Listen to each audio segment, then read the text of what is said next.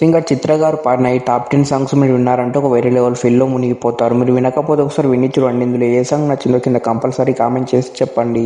నీ కలలన్నీ కల్లలై రాత్రిలో కరగవని పల్లవించు తొలి రాగమే సూర్యోదయం.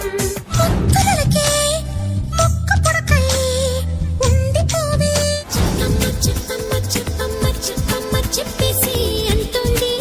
చల్లని నీ చిరు నవ్వులు కనబడక కను పాపకి ఇసింత నన్నట్ట పోనీ పోనీయవు కుసింత పంచేయనీయవు.